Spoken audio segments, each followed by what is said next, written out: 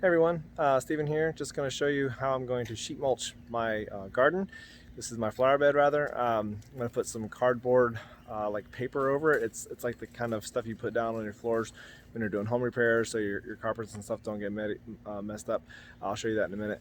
So when you sheet mulch, you trap in that, you kind of lock in that moisture and keep anything from growing up underneath or over top of that cardboard.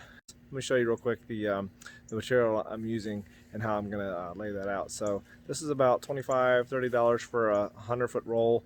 It's about 3 feet wide, and I only need about 80 feet or so for this part of the garden or flower bed. So let me show you real quick what that looks like. Here's the roll. I just put it on a little made my own little roller, so I can pull this out as I need to. I'm gonna cut it. It's really thick. Like I said, it's like that stuff you put down on your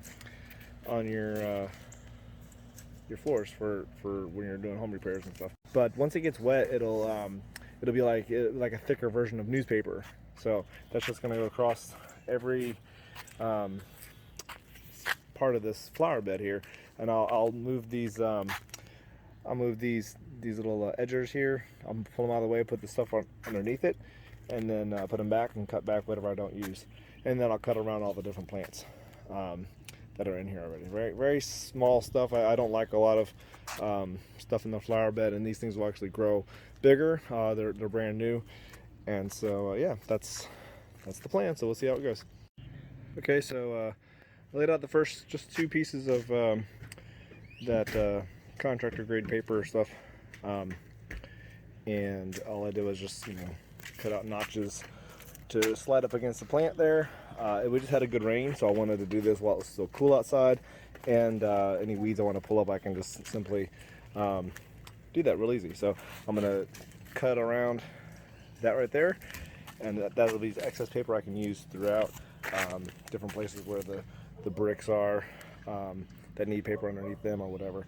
And I have cardboard that I collected from different stores and stuff, but the problem with that is you have to go get all the cardboard, hope it's enough, and then yeah, while it's free, it's a great solution.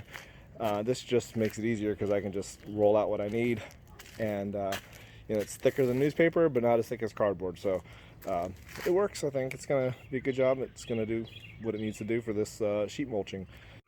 So one thing I like about this paper here is that it's easy to work with, because you can just cut out what you need. You can cut like a cross or an X or something to pull back what you need. If it doesn't fit over the plant properly, you just tear off what you want. Now if this was cardboard, you'd have to keep using your knife to trim it out or whatever, and if you trim off too much of the cardboard or mess it up, then you lose that sheet of cardboard or have to use it somewhere else. So this is just really easy to tear the paper, and because it's thicker than newspaper, it should last a little longer. Alright, so it started pouring down rain, and I'll show you where I stopped. It's still raining right now, but I'll show you right quick where I stopped, and that's cypress mulch in there. I stopped right about there. You can already see that cardboard stuff getting wet, so I think it's doing a great job. Alright, so here's the finished sheet mulching part. I use cardboard on this side, and cardboard's easier to lay out because you don't have to unroll it, but you really have to cut around it, and it just sort of lays in those chunky pieces, where with the other stuff you really can just lay it in there nice and clean. So there we are there. This is where I stopped last night, right here. So I'm going to lay out the rest of the cypress mulch and I'll be done. Okay, so all the cypress mulch is in, all the sheet mulching, cardboard and papers in. So I really like how it turned out. All the plants have been pulled through. Some of them really small still, but they'll grow up. So there's that.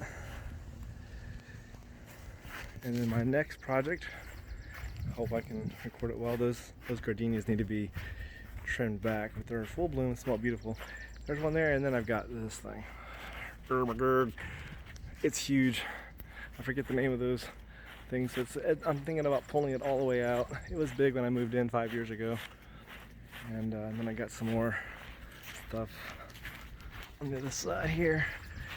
It's another large holly tree bush thing that's growing up really high with weeds and stuff that have just really grown to the top. I haven't really kept up with it so much to do, and I'm gonna take care of it, see how it goes. So that's the next project, whenever that's gonna be.